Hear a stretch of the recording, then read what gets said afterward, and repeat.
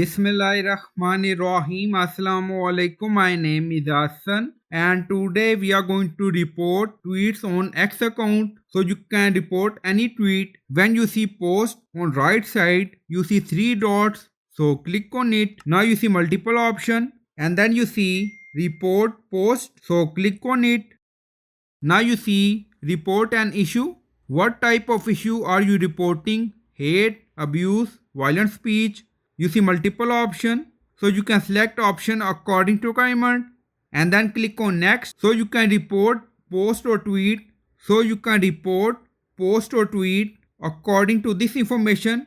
So you can select category according to requirement and then click on next. So we select privacy. Now you see exposing private info. You see multiple option again. Sharing a photo video. So you can select option. Again click on next. Now you see does the photo or video belong to you or someone else. Again you see multiple option. So you can fill the form and then you can report an issue to the export. So I hope you like this video. Please like, comment, share, subscribe. Thank you for watching.